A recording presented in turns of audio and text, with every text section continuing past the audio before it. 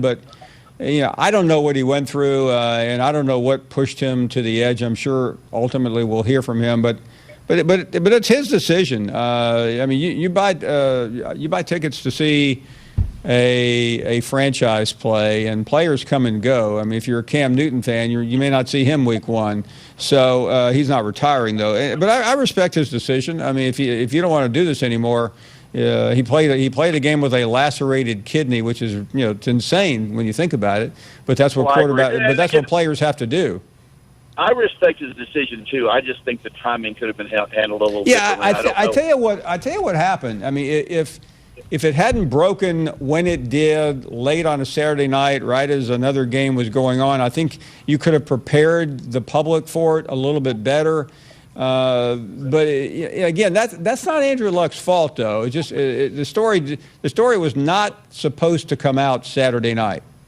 Oh, really? So I didn't know that. I didn't know that. Yeah, I mean, I think initially they were planning on announcing it Sunday, and then Adam Schefter from ESPN got the story and went with it pretty quickly, and it all coincided with Andrew Luck being on the sidelines at the game and then walking off getting booed, and that's what made the scene even more bizarre.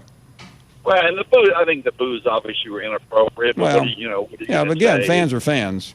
Fans are fans, and people are people, and as we've talked about before, the lack of stability is out there, and it'll continue regardless of what we talk about. But I just think the timing was unfortunate, but hindsight's always 20/20 with these kind of things. No, I don't know.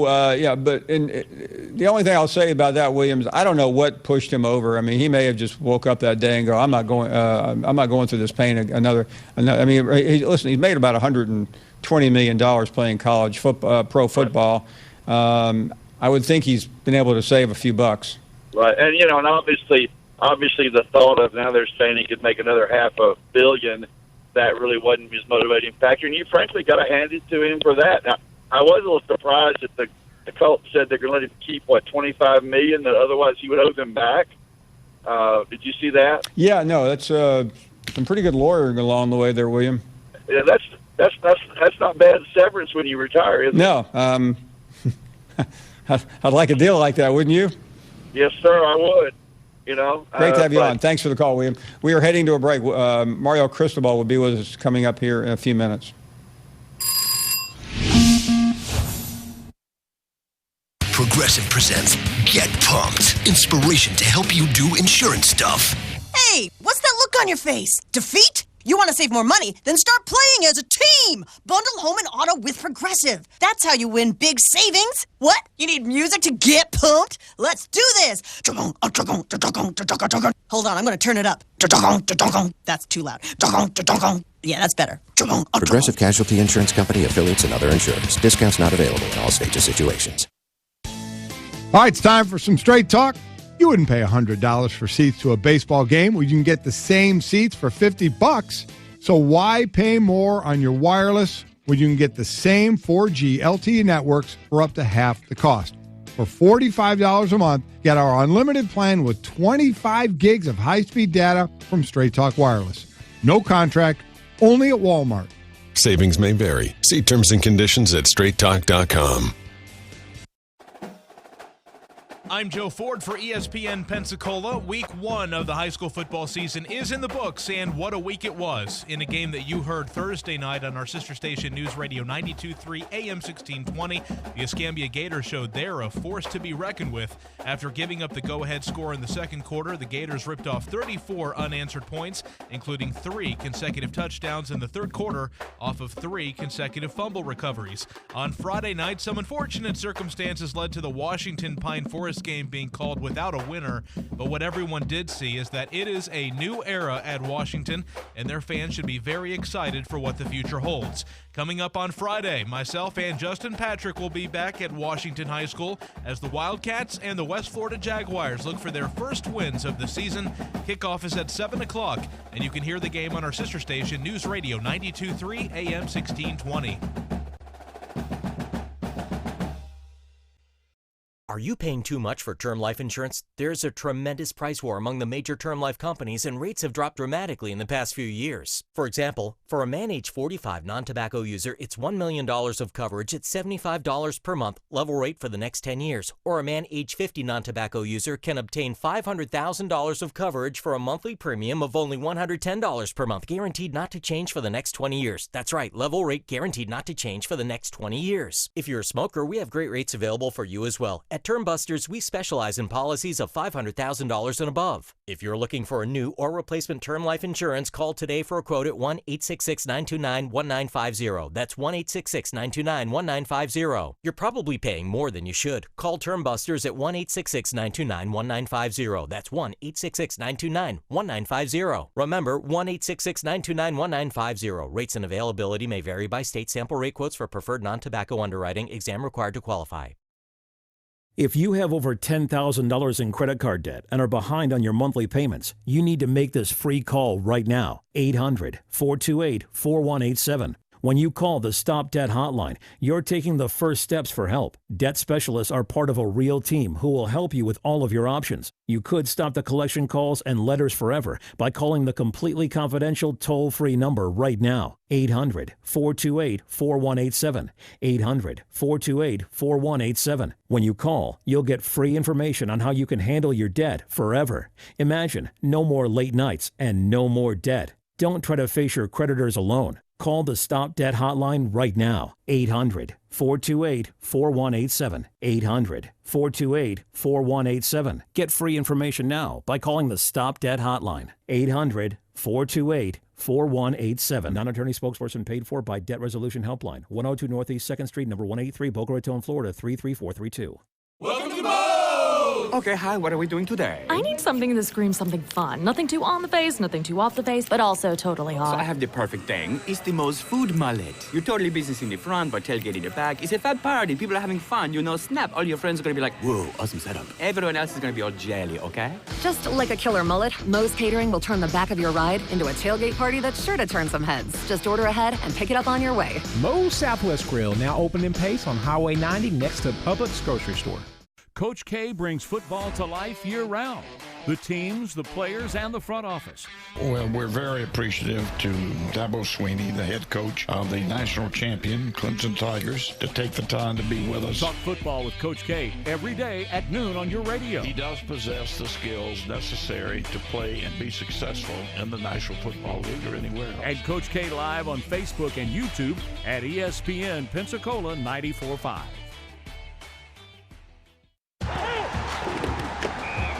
ESPN Pensacola, 1330 FM 99.1, WEBY, Milton, Pensacola. Ladies and gentlemen, can I please have your attention? I need all of you to stop what you're doing and listen.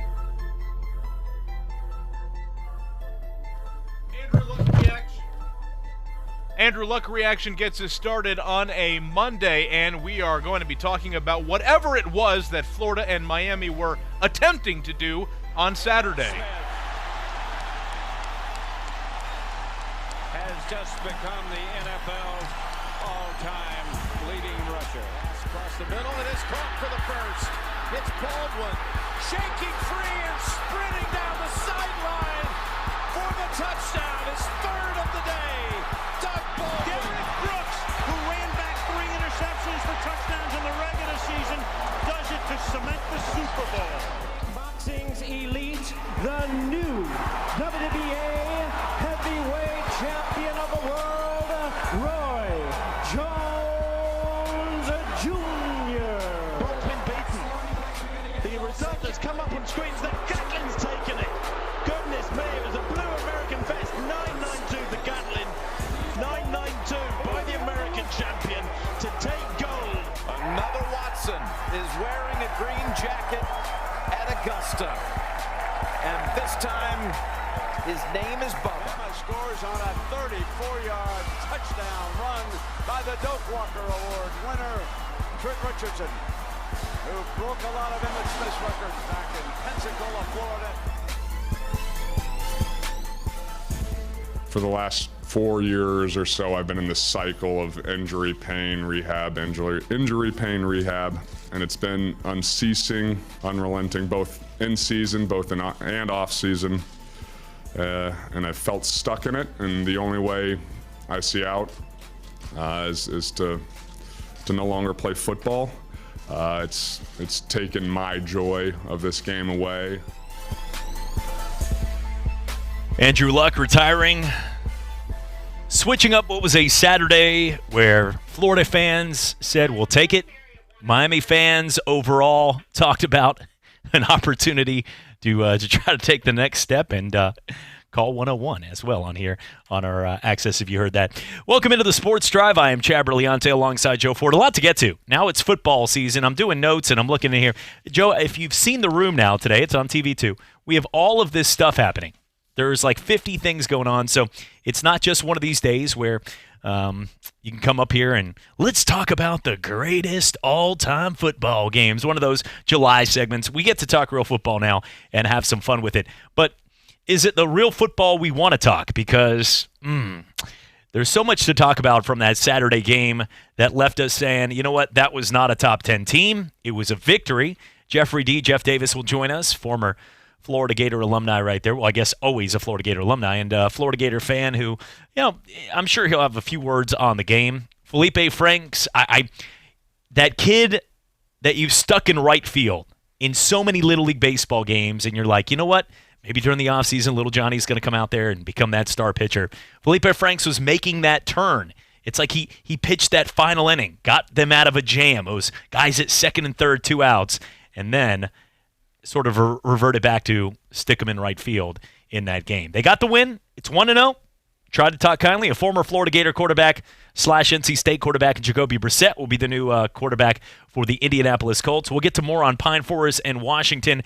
No forfeit in the game. They end up changing the rule. Joe was calling that game, and I think that's the best thing because I'm just saying it like this. Regardless of sports, because I found out a lot more about life having a chance to watch my daughter survive in the NICU and everything that went through for the 4 months after I got done with my show, everything I've dealt with in my life with my family, you realize as people battle cancer and things happen in your life that sports is an outlet. So you can talk for a couple minutes even if you have one of those tough jobs like the lady who was working the Popeyes line this week. If you have a few minutes to do something this week, it gets your mind away from the reality of the truth of life. And that there might be a hurricane coming our way. Just for a few minutes, we get to talk about interceptions and other things. But I'll tell you what, one thing is for sure. If there ever was a gun or assumed to be a gun at an event where my daughter was there or I was there, I would hope you and the other people would leave and nobody would question you or your sanity for leaving over a football game that was 0-0 in the third quarter. Nothing to do with gun laws, nothing to do with anything. I think that's just a safety rule that should be fine, and we should all be fine with it. Joining us now, as always, you can hear him on Talk Football with Coach K from noon to 1 as well. An opportunity to hear him on all the big games in high school football right here on ESPN Pensacola 1330, 99.1 FM, and the games right now on News Radio 92.3. Joe Ford. Joe, what's happening, my friend? A lot going on. You were at that game calling it, so I mean, yeah. Not that's a first for me. I have not seen that before.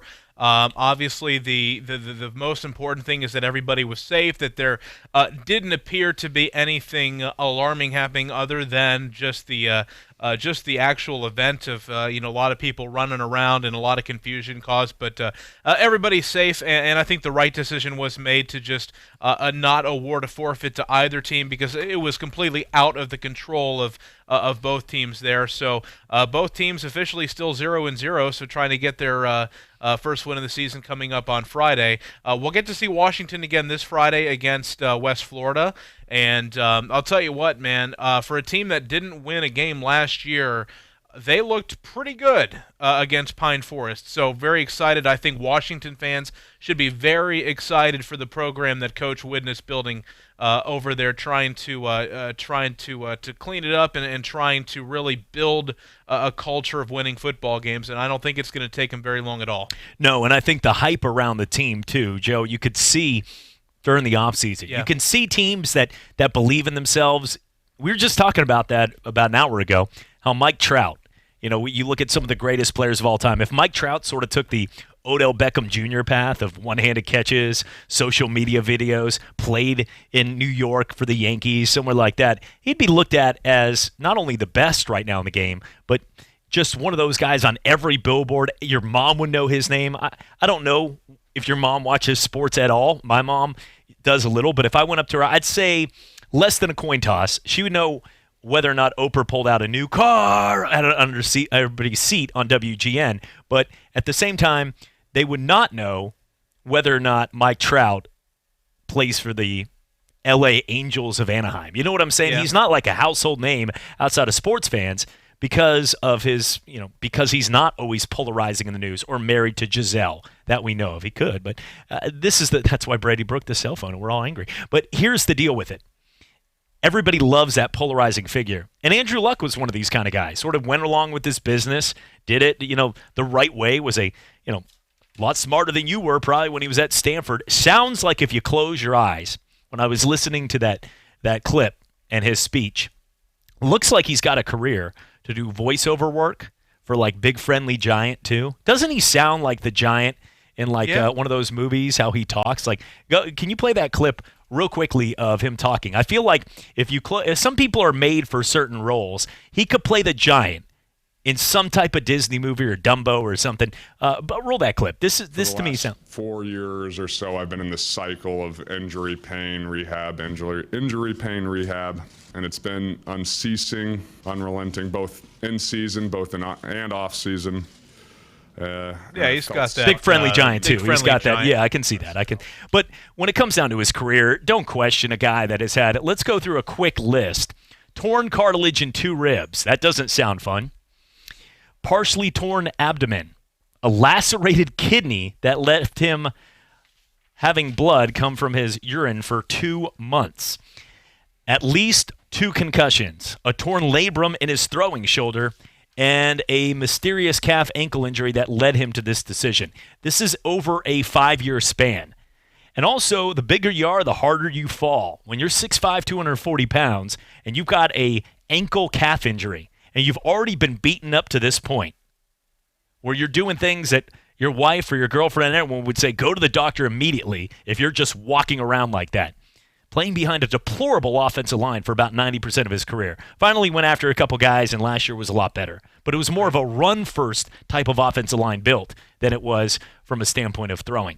His best receivers of ever, T.Y. Hilton and Donta Moncrief, they never gave him a huge supporting cast. Chuck Pagano was already on his way out while he was coaching there. And Andrew Luck tried. But he made the decision, and he's leaving $58 million on the table.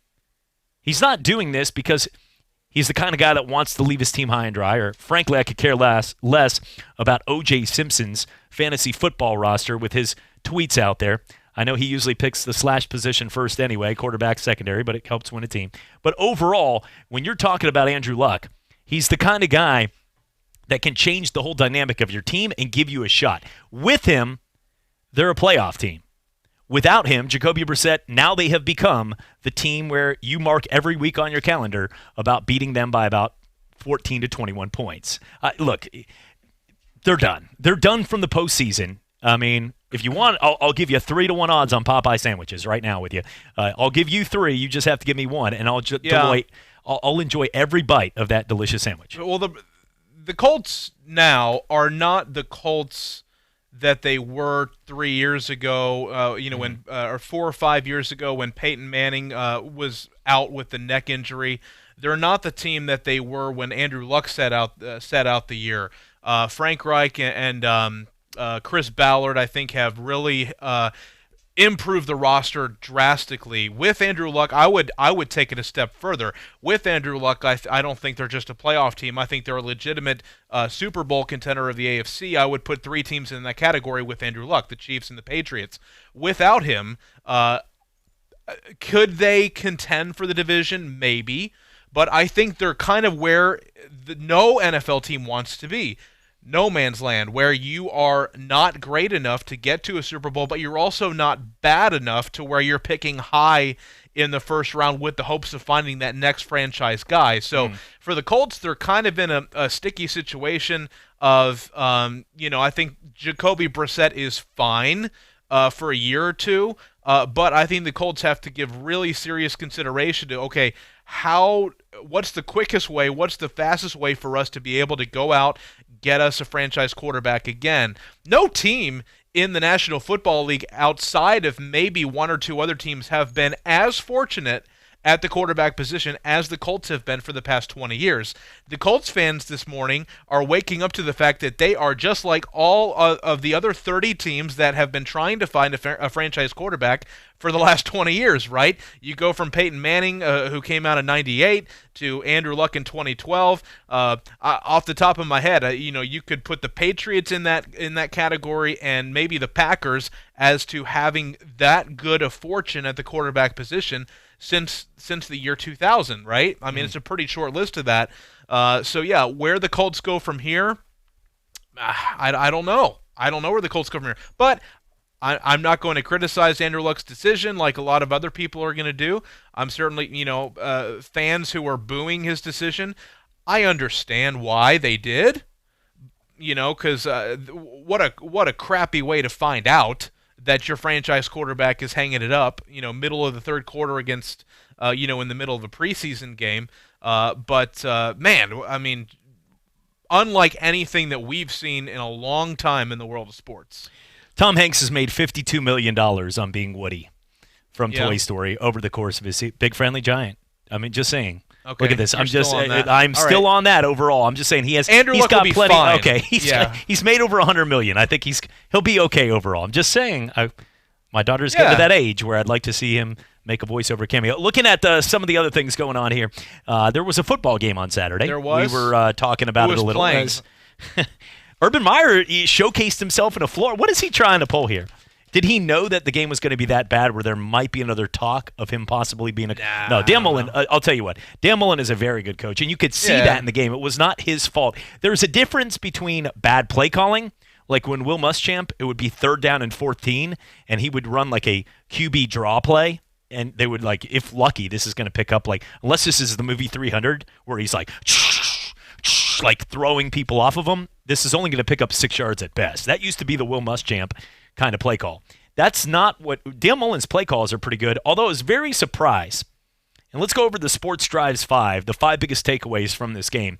Joe, I want to start off here. Lack of tackling and discipline is one that will hurt. It'll hurt the Florida Gators a lot more once they get into SEC play. Sure. That was not a good Miami Hurricane football team. No. And I don't take anything back from what I said from week 1 when we were breaking down this game last week, and I said, look, there is a better chance that with a brand new head coach and a brand new quarterback that Miami is going to struggle more than that they just come out of the chute and look great. And they did. But Florida struggled with them. And anytime they had an opportunity to put it away or do something, they struggled more. Felipe Franks is an athlete. His antics, I have no problem with the get people pumped in the crowd, even though I personally didn't play that way. I got no problem with that. Any emotion that is towards the team and that, punting the football into the crowd and that, I would have been fine walking away and being like, look, we got lucky here. The Kawhi Leonard syndrome. Not everybody has to be Kawhi Leonard. He's probably 50% Eeyore from Winnie the Pooh. But at the same time, he made that game-winning shot against the Philadelphia 76ers to go to the Eastern Conference Finals, and he's like, yeah, man, I missed about 4 layups in the fourth quarter. I had a shot. He just thinking of the next week. And for Felipe Franks, nobody left that game feeling like, man, he's so incredible. You can do it from the water boy. None of that. It was like, man, you got lucky. And at the end of the day, instead of taking it that way, he sort of acted like, I'm the man. Look what I just did. And even if they would have won 43-0, I don't want my quarterback doing that, punting balls into the stands and acting the way he did. But everything I've said about Felipe Franks, where he's got the athleticism, but taking the next step to be an elite, and everybody's saying, maybe have you seen Michigan or Florida State, and saying, okay, let's back up. Michigan had a lot of their players that were out ready for the NFL. And the same thing with Florida State, who had given up on the season. Yesterday, Miami had some good defensive players on that team. And the throws that he made and the plays he made, the decisions he made, if he does that, they can count their lucky stars it was against a team like Miami. Because if you do that against even a Missouri this year, you do that against Kentucky, you do that this year against LSU and some of those teams, you're not going to get the W. And forget about even putting them in the category which Florida fans want to be right now of a Georgia or Alabama. I know it's a long season, but that was not a top 10 program, and they proved it, I think, yesterday in that game. But Dan Mullen is going to take that optimistically and build this team for the future. And they got a cupcake next week, so that's going to be good for him. But Dan Mullen, positive attitude. I like that. I don't mind him saying positive things after a W. But Felipe Franks and that team, they have a lot to work on, and we'll look forward to that coming up here this week. Yeah, and I texted you during the course of the game because I didn't think, for as much issue as Miami had offensively, namely the fact that they were starting a true freshman at left tackle. They had a redshirt freshman at right tackle who was making his first start. For all of the deficiencies that they had on the offensive line, I didn't think that Jaron Williams looked bad. No. As a matter of fact, one of the things that I texted you was, if I was watching this game with somebody who had never watched football before, and I told them that one of the two starting quarterbacks here was making their first career start, can you pick out which one? I'm not sure that they're not picking out Felipe Franks for most of that ball game. Because, a lot of the decisions, like you said, a lot of the decisions he was making were very questionable. He does not go through his progressions at all. He focuses on one guy. He missed a lot of plays out there where he had wide receivers open. If he would have just gone through the progression, or if he would have just looked on the backside of the play, he would have had some big moments there. As far as the off the field antics, I guess I understand why some folks might be upset about that. He spent a lot of time kind of whooping up on the sidelines there, trying to get the fans excited. He's what is he, like 18, 19, 20 years old? Yeah. In a big game, it's a game that got a 4.1 rating on television, which it was gonna. Yes. So I don't know that I have a problem with that because he's in the moment and he's trying to rile up the fan base and trying to get him going. I'm probably not punting the football in the stands, but there's worse things to me to worry about, namely the decision making that happens on the field. And if Florida wants to accomplish its goals, and if Florida wants to look like a top 8 team in the country, which again we can have that discussion if we want about the preseason poll, but that was not number 8. No, that was not number 8. It wasn't a good football game. And at the end, the penalties. Here's the thing. Florida's secondary has to pick it up. Florida's defensive front, as we talked about as well the week, we were pretty much spot on a lot of it. And they had 10 sacks, but again, just with the limited data we know, how much of that is just an overpowering Florida line versus the fact that they're playing up against two guys. The offensive line was terrible for Miami. Yeah, Charles Barkley would have had a field day with that. And I thought that you look at some of those guys like Grenard and some of the guys up front, those were some beasts up there that'll be doing that in the SEC all season long. Florida's front five, the way they reverse, they can bring guys in. Their edge rushers are going to be pros, and they always have athletes. But those guys up front are incredible. But once you get past that front, and you've got a quarterback like a Jake Fromm or some of these guys throwing it downfield, Florida better start working because their secondary is vulnerable. They proved that. Fourth down and 27, and the guy just threw the ball about 10 yards short, and he PI. You can't have – those are things we can say like, oh, that's all right. You can't have those things happen. And there were some questionable calls. There was 3 or 4 times where Dan Mullen, that hit out of bounds, where the guy pushed him into the other guy and they kept the drive alive. Complete crap. And remember, I watch it with my dad, who is pretty loud as a Florida alumni. He used to carve UF in our hedge bushes, and like I always said, it's better University of Florida than Florida University for that matter. But I watched that whole game with him, and I sat there and said, yeah, I agree with those, but you cannot have a PI when you take a knee and end a game. It could have cost them the game if you had a more veteran quarterback, because you just let them catch that ball and tackle them 10 yards short and the game is over. So many stupid plays. But overall, we're going to talk about the game. We'll break down more on Andrew Luck, and we'll take a look at some other guys in sports that you would love to see just a little bit more that retired from the game, like me and Quidditch. So many good times. We're coming back for more right here. It's the Sports Drive. Off and Running. Football is back on this Monday evening. Fall is just around the corner, but riding season is not over yet. This Thursday, it's Bikes, Blues, and Barbecue at Harley-Davidson of Pensacola. Ride out to Harley-Davidson of Pensacola this Thursday for live music from A Touch of Blue. Enjoy some barbecue from Smokin' Joe's, and Harley Angels will be serving free drinks. Right now, get full retail on your trade towards a new Harley-Davidson. It's all Thursday. Bikes, Blues, and Barbecue at Harley-Davidson of Pensacola. Harley-Davidson of Pensacola. Let's ride.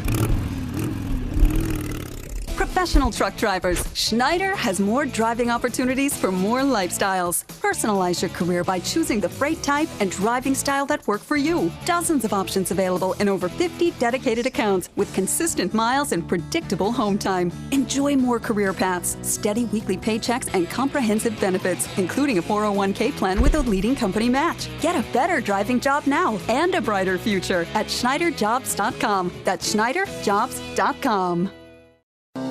Jackson Pace Pharmacy has exciting news for ED patients. Viagra 100 milligram generic is finally here. Get it today. 30 tablets for $80, less than $3 a pill. You heard right. Viagra 100 milligram generic is less than $3 a tablet. A prescription from your doctor is required, so stop by Jackson Pace Pharmacy and cash in on the savings today. 2256 West 9 Mile Road in Pensacola. The new season of 30 for 30 podcasts is here. I don't know if I'm surprised or not. I didn't like the comments, obviously. A 5-part series on former Clippers owner Donald Sterling. I'm sure the NBA knew we have a bad apple, and he finally up and we have proof now. The Sterling Affairs from 30 for 30 podcasts and The Undefeated. You can hear it in my voice that I'm upset with it because I know these guys still might go out there and play. Find it wherever you get your podcasts or at 30for30podcast.com/Sterling. Every home run. There's a swing and a drive out to left. Pache at the track, at the wall. It is gone! Every strikeout. Here comes the pitch. Swing and a miss. Strike three. Whether they're home or away, every minute of every Blue Wahoos game. And the ball game is over with one of the greatest comebacks in the history of this Wahoos franchise. This is the home of the Blue Wahoos, ESPN Pensacola 94.5. Building a winning team is all about finding the right people for the job. That's why college scouts all over the country spend so much time recruiting players they need on the field. And when it comes to hiring for your business, there's no better tool than LinkedIn. With over 600 million members, LinkedIn makes sure your job post gets in front of the right people who will transform your business. To get $50 off your first job post, go to linkedin.com/sports. That's linkedin.com/sports. Terms and conditions apply.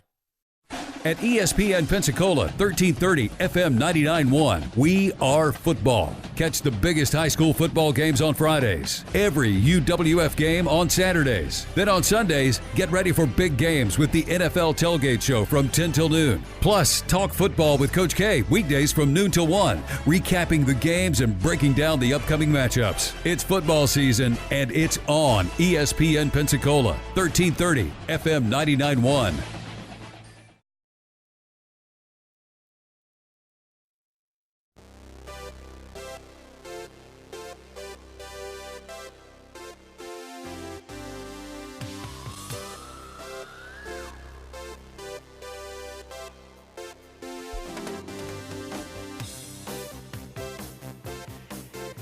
And welcome back to the Sports Drive, 5:25 on your Monday evening. Thanks for joining us. Football season is back. Week 0 in the books. Don't teach your kid that math, but it is week 0 finished. Florida gets a victory. And look, college football doesn't make friends with the media when it comes to record. And what I mean by that is we get to sit here for a week, especially when you're the only game, and talk about it. But for Florida right now, they got to win. And when you play in the SEC, the Big Ten, a win is a win. And what I mean is, if Florida wins every single game, ugly, 4th and 27 PI keeping games alive, another 15-yard PI, one in the end zone to keep a game alive, but then win a game by 4 points and everybody celebrates and goes home. If they do that this year in college football, they go to an SEC title game regardless. And at that point, even if they lose that SEC title game to Alabama, they have a shot to go to the college football playoff. So when you play in some divisions, like Pac-12, if Oregon loses a tough one to Auburn, that immediately shoots them down at the bottom of the poll. And now they have to work their way back up to prove to the country. They become one of those almost mid-major teams that's trying each week, like my fake national champion Knights, to be like, we got a shot, come on, let's do that. If you're in the SEC, it does not matter. You know you have one job to do, and that's win your games. Because if you win your games, you'll get brownie points for winning. Look at Alabama. I got to host an Alabama show. Don't tell my LSU wife. But I hosted an Alabama show today from 1 to 2, Roll Tide Radio. And one of the things about Alabama, Joe, last year they had their best offensive season ever, and they beat teams by an average of 30 points. Guess what? No Alabama fan cares about either of those categories when they lost the final game to Clemson. It was national title or bust. If they would have won, every fan and their mama would have traded it in. Every Feinbaum caller would have traded it in for beating every team, including the Citadel, by one single point, but win the national championship against Clemson. It's the end result. So even though Florida fans, the honest Florida fans, and we're bringing one in, Jeffrey D., we're going to have Brent Barrett on the show of Lindy Sports. He was at the game this week, hanging out with his buddies. I saw him and Reese Davis hanging out and enjoying that. Took some cool selfies, as Davis Allen did with Tim Tebow. That was pretty awesome. But I think overall, most people realize that it's just get a W in the SEC. And I think at this point, you would have to agree that even though it was ugly, hey, right now they're sitting at 1-0, and that gives them a shot. There's still a chance to build on that and learn from their mistakes. Yeah, and Dan Mullen has 2 weeks now where he just they get to review the film. They get to see everything that went wrong. And, I'm not saying that I don't expect them to be better. Of course they're going to be better. And, for Dan Mullen, maybe this is just the best thing that could have happened in week 1, where, you don't roll over the Canes. You don't,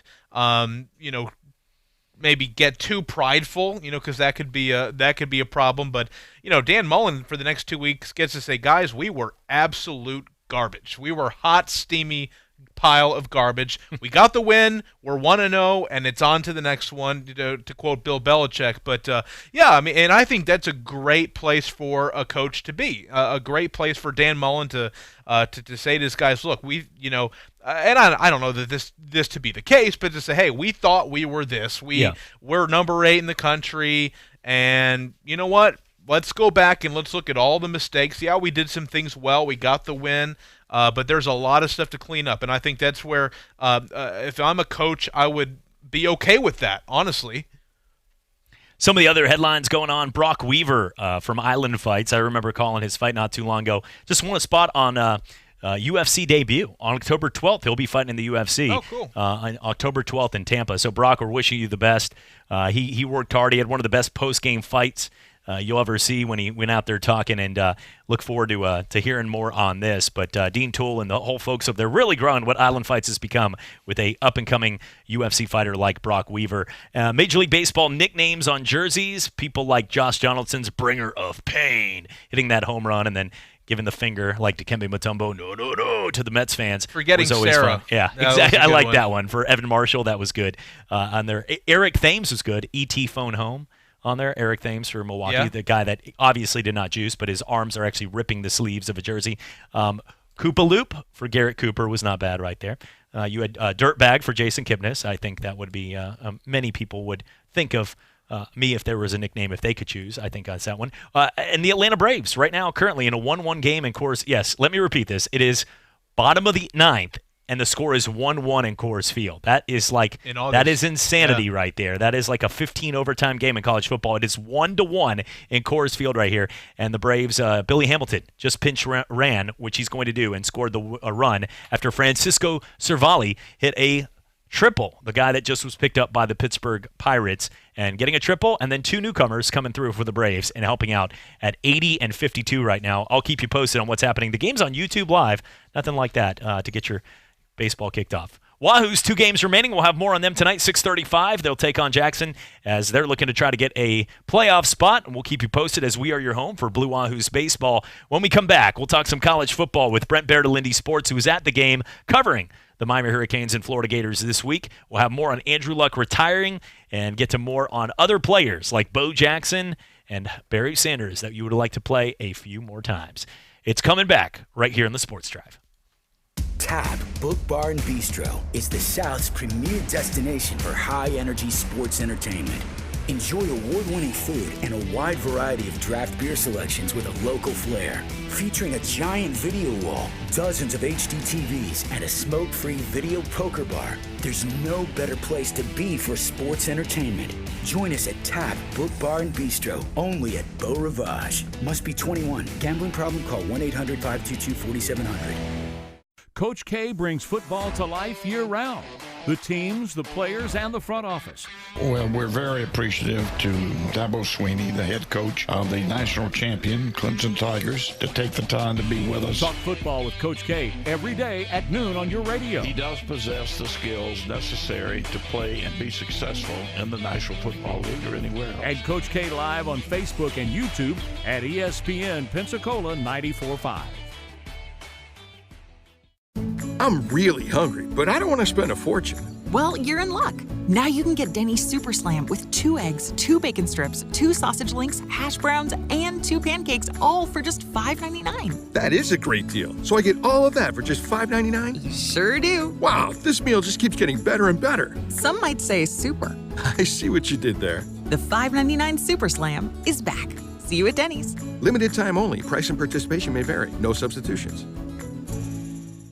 Paul Feinbaum here for the Southeast leader for cranes and equipment rental, Craneworks. The Craneworks team in Nashville, Birmingham, and Mobile is ready to make your next construction or maintenance project a big success. Give Craneworks a call for your next lift, machinery moving, or rigging project. And don't forget, RentalWorks has a full line of rental equipment for jobs both big and small, and now offering qualified operators for all equipment, including aerial and earth moving equipment. Call Craneworks at 877-282-LIFT or visit them on the web at craneworks.com. It's Bands on the Beach. Every Tuesday night, the sugar white sands of Pensacola Beach turn into your personal dance floor. It's cool grooves and hot tunes. So grab a towel, grab a chair, grab a cooler, and get the family to stop sitting around posting pictures of their dinner to Instagram and live a little. Tomorrow night, it's Class X. Some high-energy fun from your favorite classic rock cover act. And all the best hits of the 70s, 80s, and 90s, and even some modern selections, too, with Class X. It's Bands on the Beach in the Pavilion by the Beach Ball, brought to you by the Santa Rosa Island Authority. Do you think all premium fuels are the same? Well, your engine doesn't. New Shell V-Power Nitro Plus helps keep your engine running like new because it's engineered to defend against 4 main engine threats: gunk, wear, corrosion, and friction. So next time, choose Shell's most advanced fuel ever. It's fuel for thought. In engines that continuously use Shell V-Power Nitro Plus premium gasoline.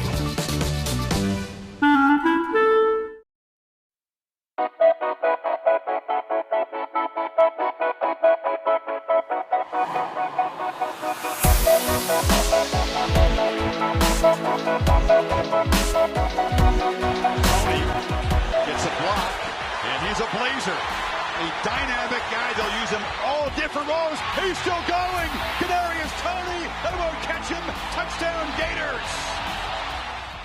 Touchdown, Kadarius Toney got the scoring rolling for the Gators. At that point, looked like they might just continue to coast offensively, and it went backwards from there. But Kadarius Toney showing signs of Percy Harvin, and joining us now, he's covered the Florida Gators in Jacksonville with First Coast News, 1010 XL Radio, in the past with Lindy's Magazine as well, College Sports Notebook, and also with our friends at the Florida Gators with the podcast show and Gator Bait Magazine. Brent Baird joins us. Brent, it looked like you were having some fun getting to see some old friends at the game this week in Orlando. How was the trip? And overall, I guess I think all Gator fans and people that cover the team today are just saying, you know what? A win is a win, and it's better than being on the other side. If you're a Gator fan, that's really the only way to look at it, Chad. And my point to this is, this win will look much better in November than it does now, because I think by then you've got a Miami team that will probably have, with the schedule they've got, and especially without Clemson and Syracuse on it, they're going to have anywhere from, I think, 8 to 10 wins. So it will be a better win for them at that point. But that's the only way to look at it, is they were able to win the game, sometimes in spite of themselves, particularly at the end when you've got a fourth down and a 30-something, and you give your opponent a first down on a pass interference call, there were a lot of people in the press box thought that they were going to give that game away at any moment, but they hung on, and that's all that matters for them. And Brent, listening to the Paul Feinbaum show, heard a lot of Florida fans already calling for Emory Jones. Maybe a little too quick on the trigger there, but I would expect him to get some serious playing time over the next couple of weeks. Lesser opponents, but probably a bit too prematurely there. But did you see enough out of Felipe Franks to make you think that, hey, he's the guy that can lead this team to where they want to go this year? It's still just too inconclusive to me. He was okay. But I mean, the point, guys, is can they win consistently with a quarterback? And fans hope he gets more consistent as the year goes along. But the problem is with Franks is he continues to do some of the things that caused him problems. He'll miss wide open receivers. The pass to Hammond was a thing of beauty, but the reality is on both the interceptions, and I'm not sure in the first interception you had two receivers in the same area, that was not as much on the receivers as it was on Franks, but Mullen would be smart to get another quarterback in some time, and with the teams they're playing in the month of September, I think they will be able to do that. I mean, even if you put Emory Jones in for a series or two in the first half, I think that will be a smart thing to do because Franks continues to be inconsistent. Has he improved? Yes. Is he an elite quarterback in the SEC? The answer is no. Speaking with Brent Baird of College Sports Notebook, you can follow him on Twitter at Brent Baird, Beird. Now, Brent, you look right now at the front line. Let's take some positives from that. The front line for the Florida Gators with 10 sacks. They got so much pressure throughout the game. They were making it tough. They did their job up front with guys like Jonathan Grenard and the guys that really stepped up and made big plays throughout the entire night. When you look at that front line, is this a team that looked that much better to you because Miami looked that bad, or do you truly think at this point that the Florida Gators have a type of a type of defensive front that will keep them in every game this season? I don't have any doubt that it will. I think the front is good enough to where they can put some pressure on the passer. They held Miami. Neither team could really run the ball, but and they were able to blitz, as Todd Grantham likes to do. The Greenard kid, or however you pronounce that, is a tremendous transfer for them coming over from Louisville. I mean, he was a terror at times. Frankly, the problem they've got on defense, guys, is not the front seven. The problem is at safety. They really could not tackle at safety the way they need to be able to do so. They allowed too many broken tackles. They've got to clean that up. But at the same time, DJ Dallas had a great game for Miami at running back. So, yes, the defense is good enough to where against Auburn, against LSU, against Georgia, the defense can keep them in the game. But the offense needs to have a lot of improvement. Florida gets the win 24-20. Brent, we only get you for about 15 minutes every week, so that is a huge game, and I know that was the game everyone talked about. But I want to get to a couple of the other games around the SEC. We'll be carrying the Alabama and Duke game. It's a 35-point spread. Now, Nick Saban sort of tried to, as he always does, he talks kindly about his opponents, especially when it's a guy like David Cutcliffe, where he has the respect of. 35 points to me, though, if I was in Las Vegas or even Biloxi down the road from where we're at now, that is, to me, almost free cash from if Alabama wants to take it out on Duke, because their offense right now can score as many points against bad defenses as they want, is what I see this season, is if they wanted to go shotgun with those four receivers that they have on the field, with Jerry Jeudy and Waddle and Smith and Ruggs, if every play Tua does play action to one of the four and they do Hail Mary formation almost, there's no way anybody can stop them outside of a couple teams in the nation. Am I wrong here? Or I've seen enough video of this team, and I think that was one of the big downfalls against Clemson. They tried to smash it down and play Alabama football, which has worked throughout their entire life and history. However, their secondary, the secondaries in the league, there's a lot of pro teams that could not cover this Alabama offense. Am I wrong for saying that I think Alabama wins this game 56-7 at the least, and I think 35 points is being way too nice? I would agree with that.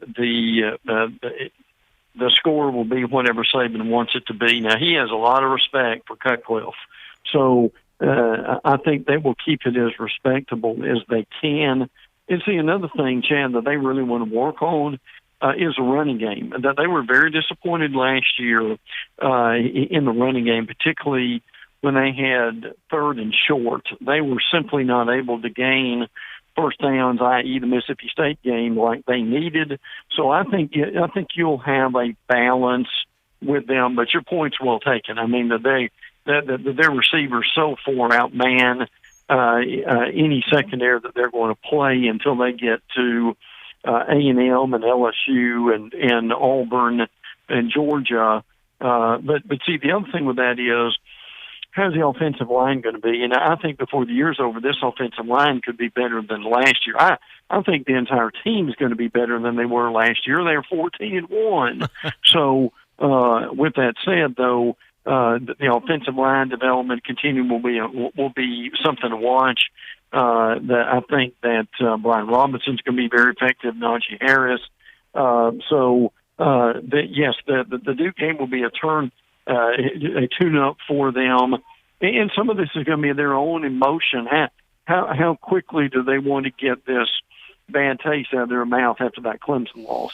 James Blackman gets the announcement today as a starter for Florida State. He's been hitting up meal plan. He's gained about 30 pounds. Good for him. And, I thought he was a better quarterback last year than DeAndre Francois, but that wasn't my decision to make. He's now the starter. The offensive line has been working out. It can't be worse than last year, but they wouldn't work in physical. We've seen guys like Laborde and already Cam Akers and these guys. Really, the back is starting to get some energy. You see Kendall Briles come in all smiles. He wasn't part of that last year. And to bring new culture after the worst season in about 40 years is great, because you don't want the energy of knowing what happened last year. You want a fresh start, and Briles is that guy. But you look at this team, they get Boise State right in your own backyard there in Jacksonville. I know you'll be covering this game. What can we expect? And is Florida State going to take that next step? Because I see some people with this schedule that it looks pretty favorable, and especially after watching Florida that first game, like they could win if they look good in the week one. 9-3, 8-4 is actually doable. What do you see, and what can you expect this week against the Smurf Turf Warriors? I would say the same thing. 8-4, I think, is very possible for them. They're going, I think, more of a. They were trying to go up tempo last year. I think this year it will work. It was a good decision on Blackman. The reason that he's going with Blackman is that Taggart did not want to lose in the locker room. That they really liked Blackman, and that was my understanding that they were going to stay with him. Again, it all hinges on the offensive line. If they are better, and I know he's going to play some of the younger players, which is smart. But look, they can lose this game. This Boise team is predicted to win their division. I won't be surprised at all if they're able to win. But this is a crucial game for FSU. And listen, they not only do they need to win, they need to look competent. In the Florida game at the end of the year last year, you had a situation where Chancey Gardner-Johnson was motioning for the FSU bench to send players in. They were so disorganized at that point. So to me, it's not only important that they win, but they need to look a lot more organized and a lot more competent than they have been. And Brent, you talk about teams that really need to make a statement in games that are so important for individual teams. Probably not a more important game for one particular team than Auburn against Oregon on Saturday night. You got the primetime atmosphere on primetime television, and a freshman making his first start. So things that you're looking for. I was a little surprised, to be honest with you, that Auburn is actually the favorite against Oregon. Well, and the reason it is the line of scrimmage.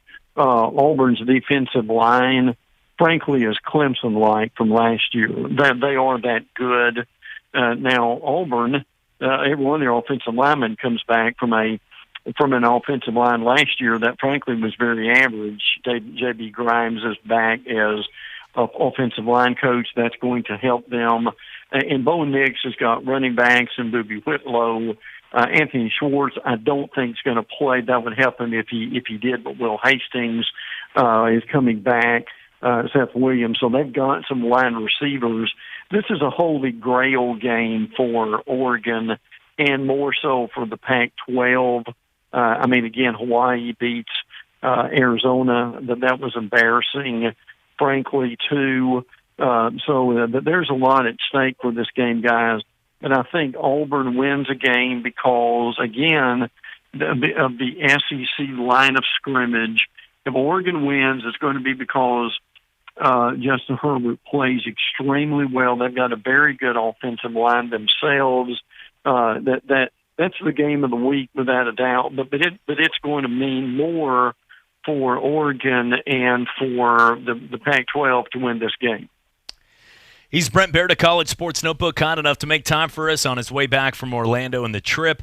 Brent, we always appreciate everything. I hope everybody understood, because as kids go to school now, look, there's only been 4 battles between Miami and Florida outside of the game itself that got really out of hand in the fourth quarter. But overall, there's only been 4 times that they played since 1988. And I remember I was at a lot of those games. I know you were as well in the Swamp. Were those games the Willis McGahee catch on the sidelines, or some of the plays during that era in the early 2000s? Because remember, Miami went from pretty much a small dynasty to Urban Meyer's dynasty, from Miami transitioning to Florida, where those teams were the best in college football.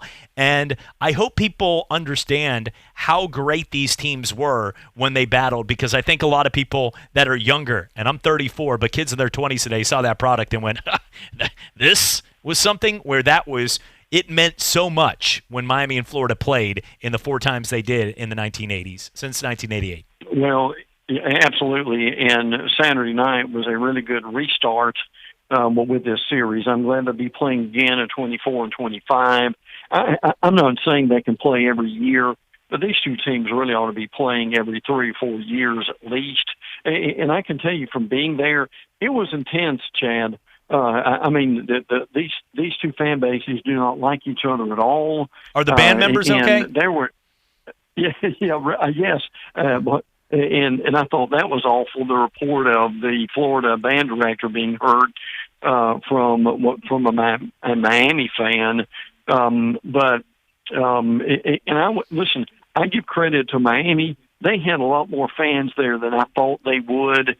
It was still probably 60-40 in terms of Florida, but Miami, and to their credit, for a first game, I was impressed with Manny Diaz. I was impressed with Jaron Williams, DJ Dallas, as we mentioned. That defense is for real. I think it reignited this rivalry, because when Miami's got the ball and they've got a chance to win on their last series, that says something about. I know it was a lot of mistakes, but it was a very entertaining football game. Hey, Brent, was there more commotion in the press box over Urban and Spurrier sitting next to each other, or the Andrew Luck news?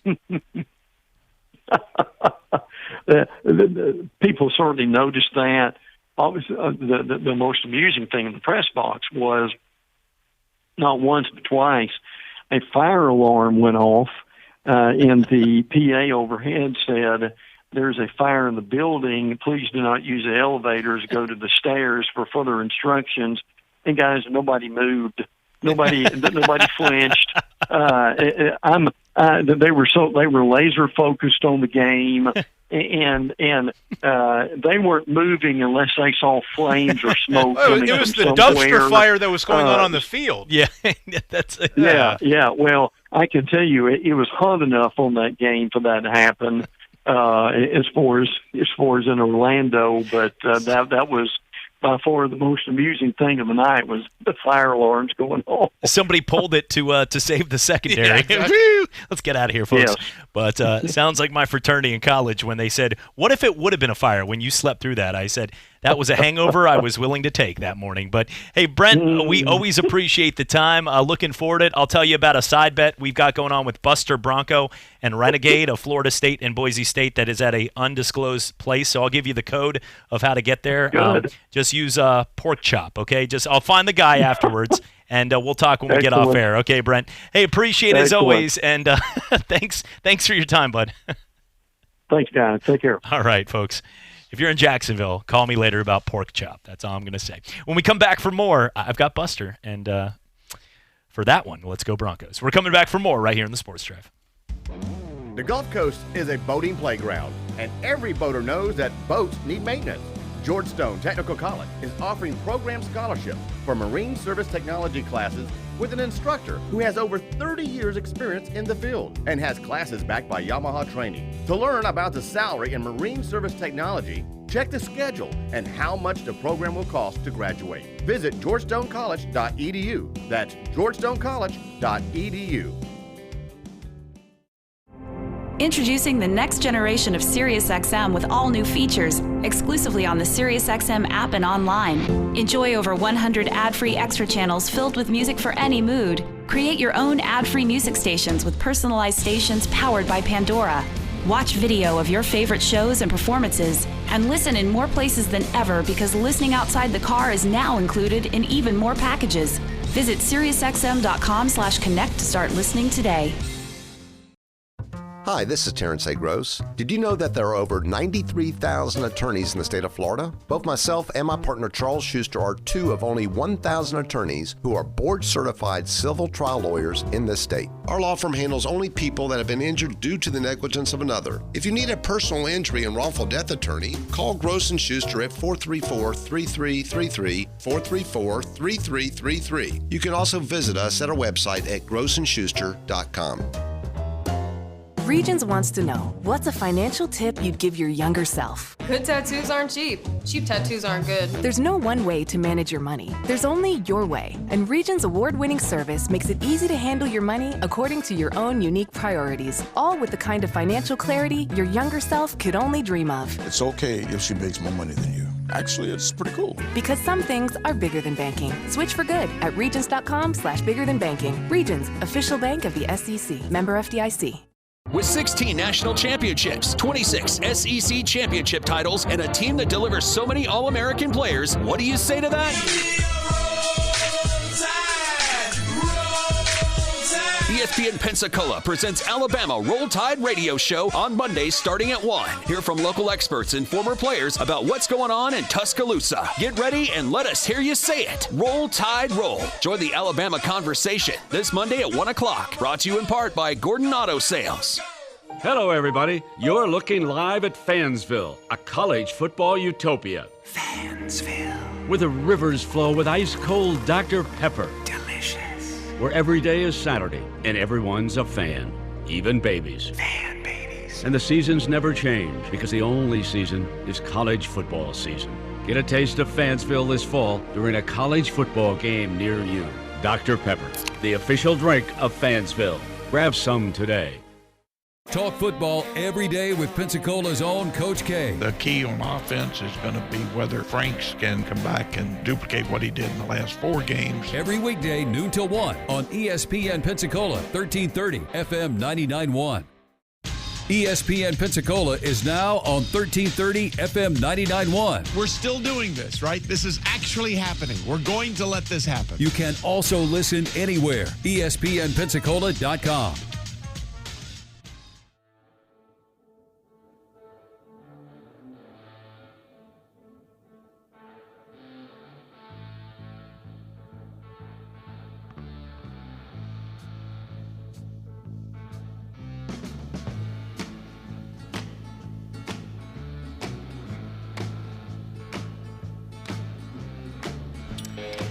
And welcome back, Sports Drive.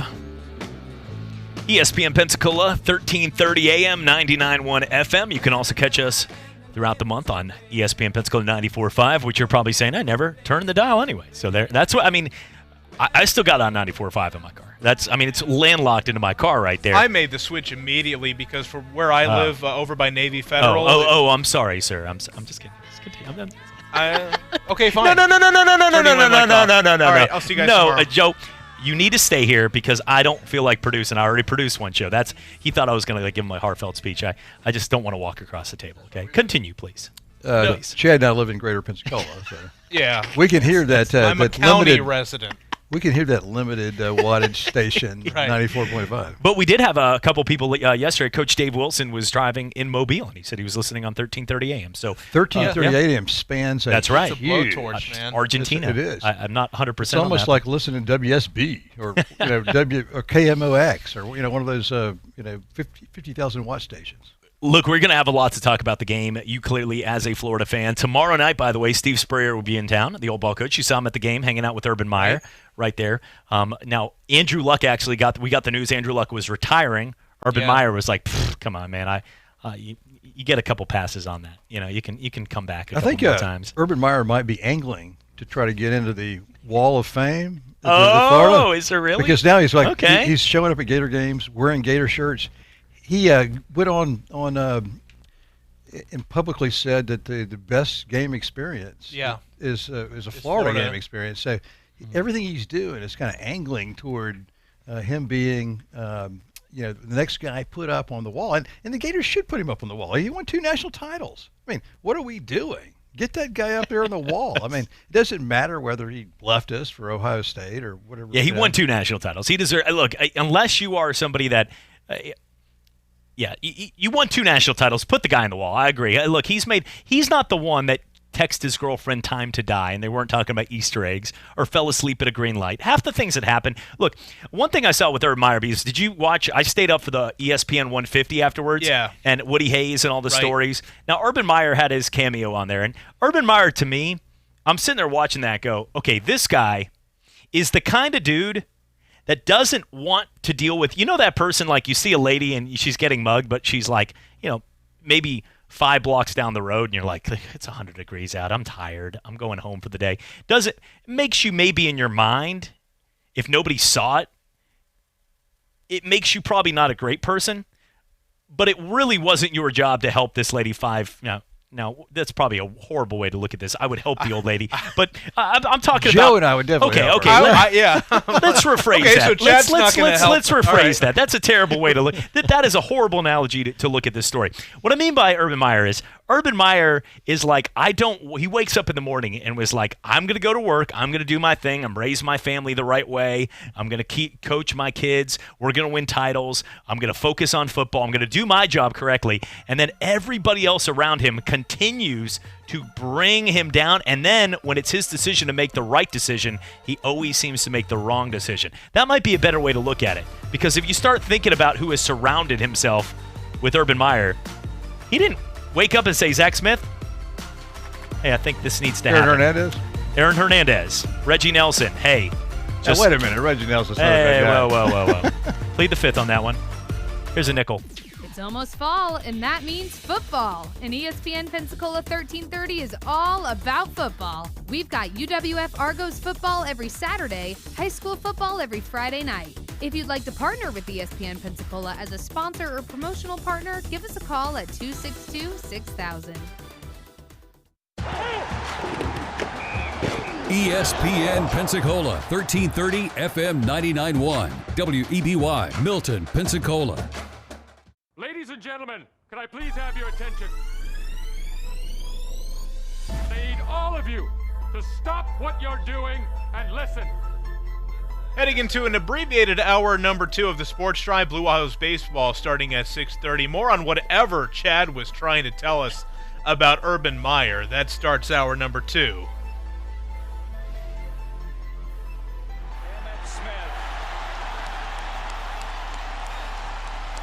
Just become the NFL's all-time leading rusher. Across the middle, it is caught for the first. It's Baldwin shaking free and sprinting down the sideline for the touchdown. His 3rd of the day. Doug Baldwin. Derek Brooks, who ran back 3 interceptions.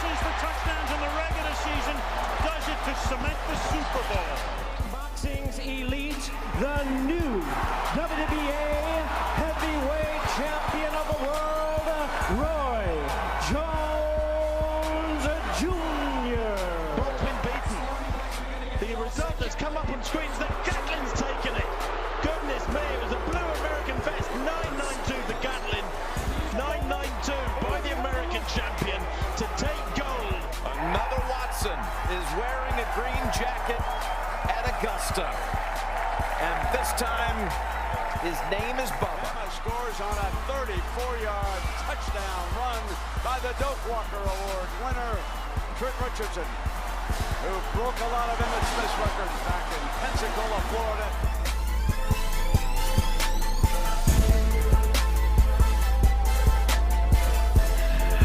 All right, so we had about a 4-minute break, and we're still on it. We're not exactly sure where that Urban Meyer case was going here. So welcome back to the Sports Drive. Second hour of the program goes now. Not defending the dude, but yeah. Lots to talk about today. Andrew Luck has retired from football. And don't fault this guy for retiring. I don't think, first off, he is not taking the retirement path of like, he is forced to retire and then coming back. Like, he doesn't want to make this decision. He just wants to be able to walk and not be in a wheelie cart the rest of his life and have like some seeing eye dog named Chucky taking him around at the Walmart and all these places while he has, look, the guy's made $100 million. He's a smart guy. He probably has a career in coaching. He doesn't look like he wants to get away from the actual game of football. I bet he's one of those guys that's going to be there at his house watching every play of the Colts next season. Like, he's not going to be this. Andrew Luck does not spark me as the guy who's going to be like fist pumping with Gronkowski and Neon on a party cruise. No. You know what I'm saying? Like, he's walking away because over the last 5 years, torn cartilage in 2 ribs, partially torn abdomen, a lacerated kidney that left him, peeing blood. I don't know why I had to say that. At least 2 concussions, a torn labrum in his throwing shoulder, and now an ankle injury that pretty much ended it. And when you have an ankle injury, too, from anybody, look, I could barely make it up the stairs last week with my toe that looked like the size of a strawberry. A big one, too, that you get from those gardens down the road. Nobody needed to put that thing together. But all of this together, when you have anything to your foot, you get to the point where it's hard to get around. Imagine already having a bad offensive line, throwing the football and trying to escape from 6'5", 330-pound monsters coming at you, and you've had all these injuries. You're going to fall a little bit harder now when you don't have that mobility. The RG3 and outs, the people that we've seen had injuries to their knee or their ankle never were the same player. Luck has tried to battle through everything, and this guy is a tough competitor. He's one of the dying breeds of the Steve Young, John Elway era that will take hits to pick up an extra yard when you watch him play. He doesn't throw the ball out of bounds on 3rd down and 5. He takes on 2 shots, and he'll take on that linebacker to pick up the first down. That's how he played when he was at Stanford, and that's how he's played here. And when he said, "I'm retiring," you could tell in his voice, that sounded, like we said, cameo on The Big Friendly Giant. He does sound like that voice. But overall, Andrew Luck is walking away from the game because he looks and says, I want to be able to have a life in my 30s. He's not walking away from the game because, I got your money and I'm done. He really, truly is hurt. And he's ending his career so he can be healthy. And I have no problem, and I don't think anybody else, even though Colts fans, as a fan, you got to be a little upset because your team's going to stink. But you can't, nobody should blame Andrew Luck today. And I saw Doug Gottlieb and some people, shame on anybody coming or attacking him today. But I guess Fox Sports 1 needs to get some ratings, and that's what they do it. Well, everything you said was absolutely right, Chad. And actually, he's got $100 million in the bank, as you mentioned. Mm-hmm. It's all about quality of life. I mean, the extra $20 million doesn't do him any good. He can't buy anything else with that. All he can do is try to find the quality of life, and he's risking that quality of life by continuing to play. He's 29 years old, and he's really smart. He can do all sorts of things, and he doesn't need to make any more money. And so, people are going like, well, how could he give away $20 million? Well, that $20 million is not going to do you any good. It would do a lot of good for somebody that's got $5,000 in the bank, or $10,000 in the bank, but it's not going to do any good to Andrew Luck. And so that's so overrated, and I've said that for years. And the folks who are arguing, the folks who are, I don't want to say criticizing, but we're all asking the question: do we think he'll come back? And I think a lot of people want him to come back. I certainly do, because of just the talent that he is. But that being said, Andrew Luck has always been a different dude, right? He went back to Stanford for his senior year when the smart thing to do, quote unquote, just us as a sports society, would have been to come out and be the number one pick. He went back to Stanford. He got his architectural design degree. The family that he has come from, the flip phone, just everything about Andrew Luck, the way that he was brought up, his interests, just the way he lived his life, is different from what we think of as the prototypical NFL superstar. So in a way, yes, the sudden timing of the decision is shocking, but I'm not sure that we really should have been that surprised that this man would make the decision that he made at this time, because just think about how physically and mentally beat up he would have had to have been to do that, because he is on that short list of guys who just love the game, right? We always talk about guys who just love the game. They go out there. It's not about the money. It's all these these cliches that we throw around. Well, Andrew Luck was that guy. He loved for the joy of the game. I always loved the videos of him, head slapping guys, after getting hit by him, saying, hey, good hit, man. He genuinely loved the game. And for him to step away because the love of the game is no longer there, he was more beat up physically and mentally than we could have ever imagined. And we as sports fans, honestly, it puts me to shame to just think, I watch football every Saturday and every Sunday, and the only thing that I care about is how it affects me, how my team is doing. Does my team make me happy at the end of the day? Does my fantasy team put up enough points to beat somebody else at the end of the day? We do not think of these guys as human beings. We just don't. We're not conditioned to. Joe's not helping that grandma 5 miles away now. No. I can clearly see.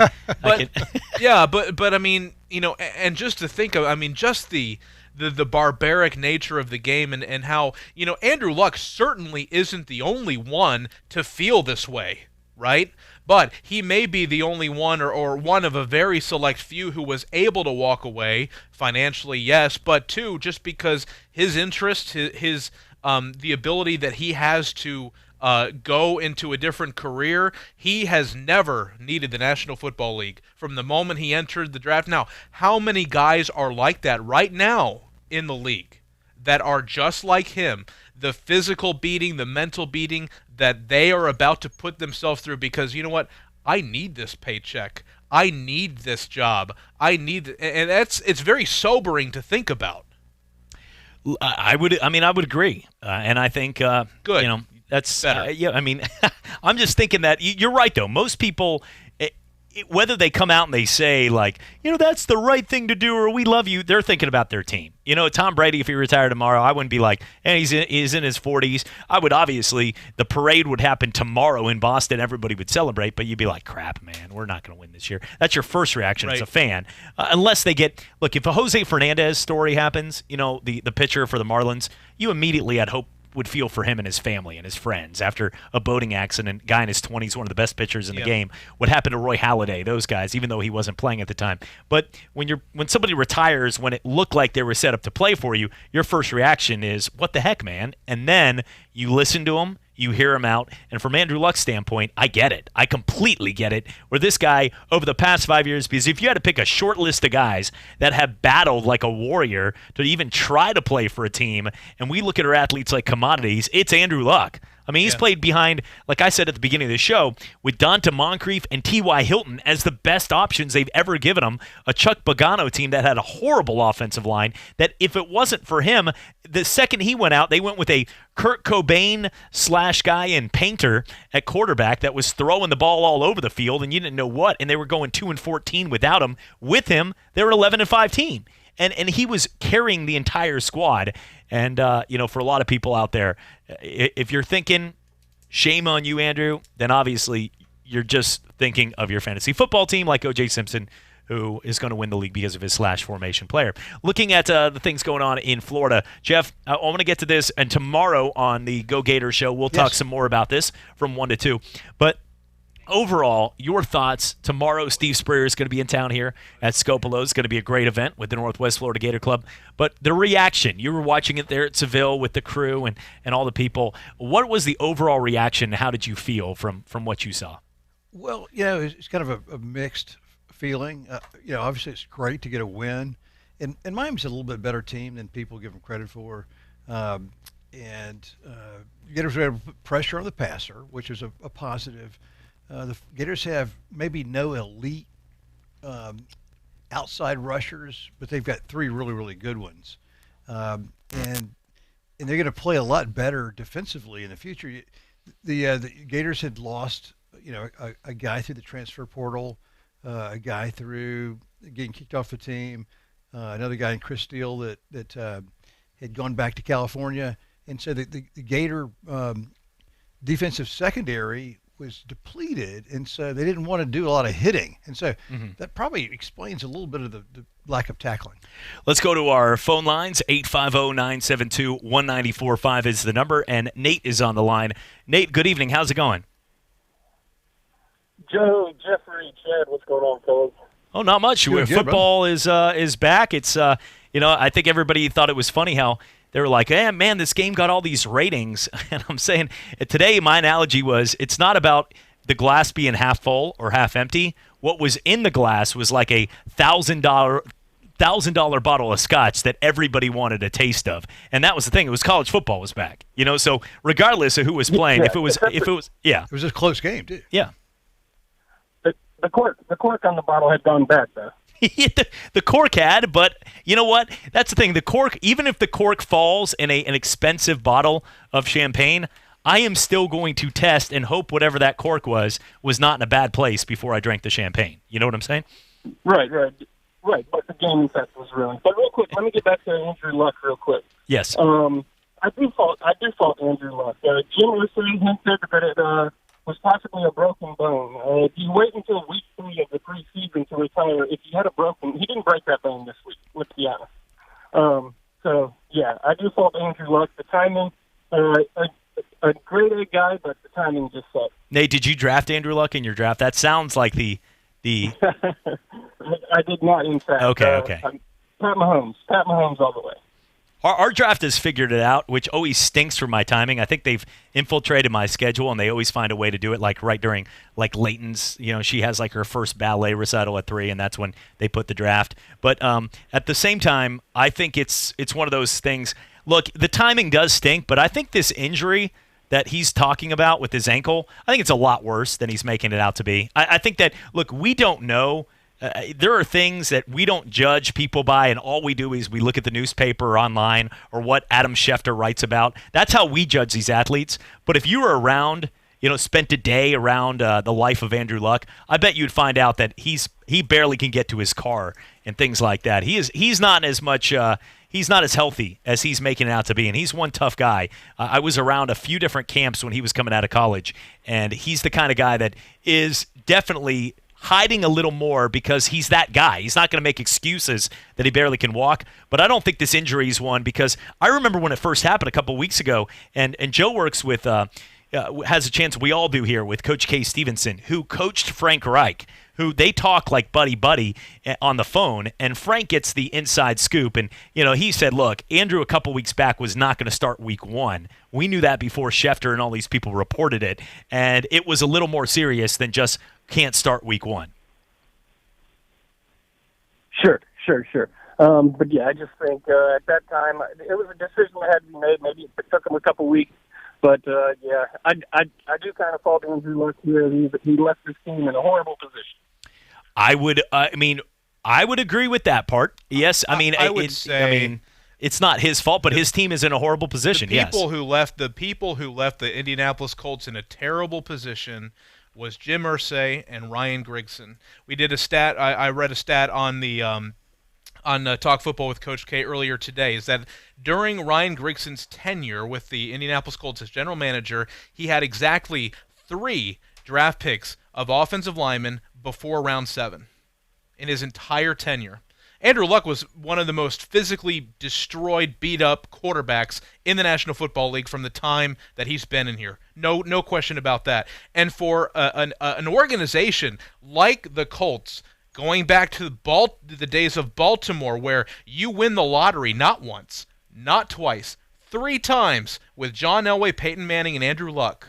Right? They went through the entire decision-making process about, hey, we have a quarterback in Peyton Manning who has a fused neck, right? We have a chance to cut him loose in order to get the next guy. And for them, the organization, not to take that Lamborghini, that Ferrari, and to treat it accordingly by protecting and building up the offensive line that now Chris Ballard, the general manager of the Colts, has done. He drafted a couple of first-round offensive linemen the past couple of years. That, to me, is where the blame ultimately should go to. Yeah, but, Jeff Saturday would have an argument there. Jeff Saturday would definitely be upset. You guys have a good night. And Jim Irsay, and Thanks, Nate, we appreciate the call. And, one of the worst parts of this is Jim Irsay multiple times afterwards said he's obviously disappointed with this. And I reached out to Andrew personally and said, I've got many things, if you're hurt, to numb the pain. Yeah, well, I won't comment on that, but maybe Joe will. But Jacoby Brissett is the heir apparent now, and he's the best. I need to get a Paul Schaefer in here. Yes, Chad. Yeah, like numb the pain because he does drugs in a limo. All right, continue. But Jacoby Brissett is the next. He's the heir apparent now, and he's also the best Gator quarterback left in the NFL. That's right. Doug Johnson's not in the roster? Okay. I was going to say Rex Grossman is still floating around. He's got to be floating around no. Time out. Based on that, am I the only one that first I've had to do a double take on Vincent Testaverde getting signed by the Bucs during the course of the game? Did you see that? My dad was like, wait, who? They're signing who? I caught the bottom, and it said, and they were trying to sell advertising on it, but it said Vinny Testaverde at the bottom re-signs with the Bucs. I said, I know it's going south, but come on, man. Yeah. Like he's got to have. Jameis isn't that wait bad. A second. He's been out of the league. Like Vinny was old when he was with the Jets, and it's his son Vincent Testaverde out there. But it's not. They didn't even throw the junior on there. It said Vincent Testaverde. Vinny Testaverde is now with the Bucs, and I was like, okay, I was like, I had a couple drinks with my dad, but in the last 12 games against Miami, Florida's only won 3 of them, and I think one of them was a win over Vinny Testaverde. He was colorblind too. They did lose to Bernie Kosar.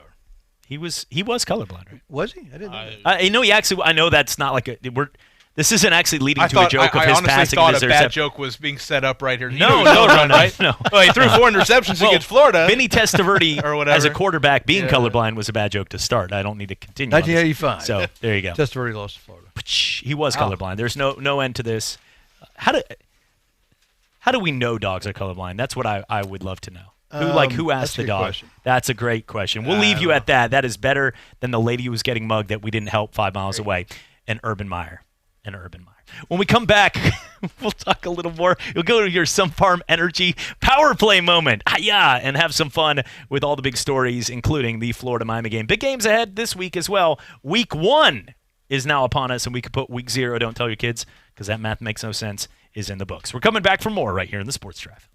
Fall is just around the corner, but riding season is not over yet. This Thursday, it's Bikes, Blues, and Barbecue at Harley-Davidson of Pensacola. Ride out to Harley-Davidson of Pensacola this Thursday for live music from A Touch of Blue. Enjoy some barbecue from Smokin' Joe's, and Harley Angels will be serving free drinks. Right now, get full retail on your trade towards a new Harley-Davidson. It's all Thursday. Bikes, Blues, and Barbecue at Harley-Davidson of Pensacola. Harley-Davidson of Pensacola. Let's ride.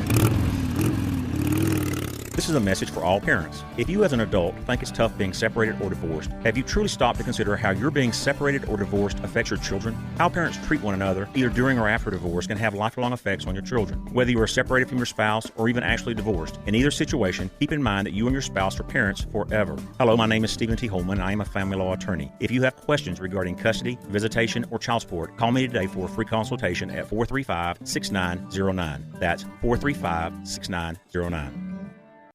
Does pain have you sidelined on the bench? Clearway Pain Solutions wants you back in the game. Our team of compassionate, board-certified pain specialists, chiropractors, and physical therapists will relieve your pain and restore your function. For comprehensive, patient-centered care, visit a Clearway doctor at one of our convenient locations near you. Call Clearway Pain Solutions today at 855-527-PAIN or visit our website at clearwaypain.com. That's 855-527-PAIN or clearwaypain.com.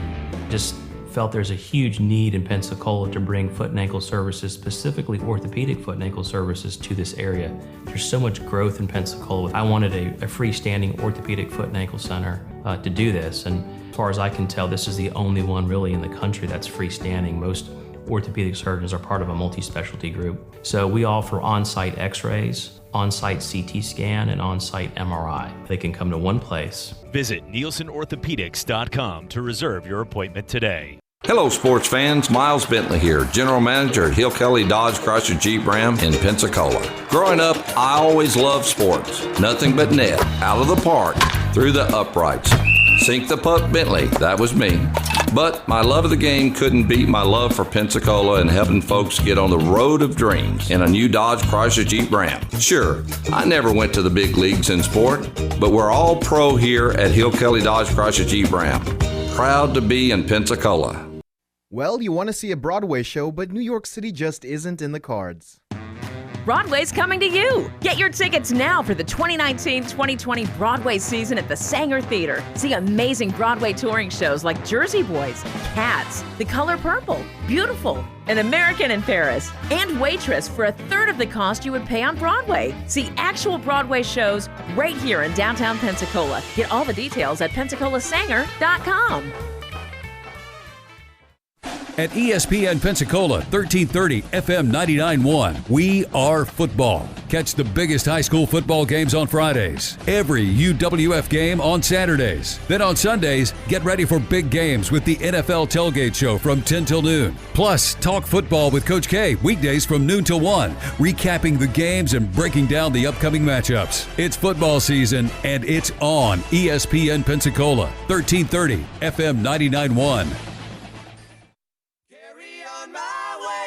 Son, there'll be peace when you are done. Lay your weary head to rest. Don't you cry no more. Welcome back. We're rocking back. Football season is back. 6:23 here. We're going to send out to the Pensacola Blue Wahoos in about 7 minutes from now. Davis Allen was on his first Blue Wahoos call on Friday night. I felt bad for him, and not because he did a good job, but I felt bad because I broadcast minor league baseball games that nobody cared about in Las Vegas for a while in play-by-play. That's how I got my start in broadcasting. And one of the things, it's not easy when you have a quick pitcher on the mound. And Bill Valona, very well-spoken, PNJ, he's a Hall of Famer in the area, but Bill likes to talk and ad-lib, and that's part of Bill's job for so long. But, Bill was going into story, and I could tell Davis the pitch was like one after the other. So he was trying to break down the game while this was happening, and that is not an easy thing to do when you're in a quick baseball game like that. So, Davis, kudos to you. Did a great job for Chris, and now Chris will be back in the saddle tonight for the game at 6:35. I did get to hear a little bit of Davis the other night, and he did a terrific job. I mean, yeah, he did. Filling on a short notice, and I thought he was outstanding and a really tough job that he had to do. So. It's time for your Sun Farm Energy power play moment of the night, and let's go to the Florida Gators. Your power play moment is a win is a win. We talked about that earlier today, and in the SEC, if you asked every Alabama fan that would sit through a bunch of Bama score shots over at Captain Funds or wherever they're watching the games, and they're sitting there realizing that they could take all of those games that they played last year. Their closest win last year was 22 points in the regular season against Texas A&M. But if you asked and even said the Citadel games that people joked and tweeted us all or text you doing something because most of us weren't watching Alabama and Citadel and said, hey, man, this game's tied. It's tied at half. Then next thing you know, it's a 40-point beatdown. If they could take all those games and take them and win them all by 1 point, but win the game against Clemson, those fans would turn that in a heartbeat. And the moral of this story is, even though Florida looked bad in the second half, and you don't hit a guy on a pass interference when it's 4th and 27 and your team's about to celebrate a victory. You just don't do that. Let them catch the ball, and even if they do 15 reverses and plays like that, Miami, Duke, remember, they can't do it. But that play right there, you just let them win the game. They made some stupid choices. But with all that being said, a win is a win in the SEC. And whether Florida won this game by 70 or if they won the game by 1 point, Florida's path to where they want to be in winning the SEC East has not changed because they got a W. If they go out there and they beat LSU and they beat Georgia and they beat Florida State and they win the games that are on their schedule, it doesn't matter. They don't have to earn brownie points in the SEC. So getting a victory, even an ugly victory, that they can build on, let us make our calls and talk about how bad it looked in the media. But for the team, a victory is a victory. And in the SEC, it's all about getting that W. And that is your Power Play Moment, brought to you by Sun Farm Energies, your solar power people right here in Pensacola. Check them out today at sunfarmenergy.net. Yeah, that's, to me, I mean, look, Jeff, you know in this league, there's going to be some ugly wins. There's been a lot of brutal games. Look at that Alabama-LSU game. That was 9-6 that LSU won, and they thought, woohoo! Go Tigers, we're going to win. And then they watched Oklahoma State and Brandon Whedon, 100-year-old Brandon Whedon choke. You watched Andrew Luck and Stanford lose. You watched Boise State shank it against Colin Kaepernick's Nevada Wolfpack. And then, oh, crap, we get Saban and Alabama again. And all those Cajun, ooh, man, I was sitting there at a crawfish boil thinking it was going to be a good time. Nobody had a good smile on their face because they knew they had to play Alabama again, and that wasn't a good thing. But for Florida, all they have to do at this point is to go out there and continue to win. And a W is a W. You'd much rather be talking negative after a 1-0 start than a negative 0-1 start that you would never be able to take back. Absolutely. And Chad, I mean, you're so right because I love that part. Can we capture that? Do we get that? There's almost no team that's ever won a national title in the modern era of history that just dominated throughout the schedule. They always had a little bit of luck. They always won close games. And so other than that, maybe Nebraska 95 team that beat everybody by 38 points, nobody has ever just danced through the schedule without having close games and close calls. And now that's not to say that the Gators are going to win the national title because they're probably not. With all that being said, what a crappy performance. No, I'm just playing. I just built it up. No, I mean, the Gators aren't going to win the national title. No, they're not one of the. They're not going to beat Missouri if they play like that. I heard you mention earlier, so like, well, the Gators don't even look like a top 15 team. Well, they don't. It's all relative. And so that's right. Last they're number one. Last year, Goss, them in Hawaii. Wait, you're saying that the formula in which we choose the top teams in college football is not based on what? Well, what I'm saying is relative. The Gators lost to Kentucky Gators lost to Kentucky last year early. They lost to Missouri by 21 points. This is sort of Florida's MO. They lost to Georgia. They've lost 3 games. Schizophrenic football. And they finished 6th. Oh, you know why they finished 6th? Because only the top 5 teams were any good. Yeah, that's true. And so you can't just say, okay, well, they're not a top 15 team. This has sort of been their MO. They're terrible. They're not a top 5 team, but they're probably as good as any of those teams. At the end of the day, in all my years of being a college football fan, I've stumbled upon 2 incontrovertible facts about college football. Number 1, nobody's any good, and nobody plays anybody. Those are the only 2 things. Right, and it's not cool to have the name Jerry Sandusky. Now, I feel bad for that guy. I'll tell you somebody that plays somebody. Texas true. A&M plays somebody. Texas A&M plays 1, 2, and 3 this year, and so I'm thinking that I didn't mean to interrupt Chad's Jerry Sandusky. Oh, no. There really is a guy. And on that note, Pensacola Blue Wahoos. Chris is like, can I just come into a non-crappy moment like this? It's not on this show. Guys. Sorry, Chris. For Joe, have a great rest of your day. I know you've worked many jobs as well. Jeff, do your banking and continue to do a great job. I will be here tomorrow, Thank Chad. All right. The Gator Show. Oh, awesome. Excellent. I won't then. No, I'm just saying. Guys, have a great rest of your night. God bless and go Wahoos. There's a lot going on right now, and broadcasters are on the ground covering all of it, bringing you the weather, the traffic, and breaking news, all while entertaining you 24 hours a day. Someone needs to tell you what's going on around the world and in our hometowns, and that someone is us. We are free radio. We are always there. We are broadcasting.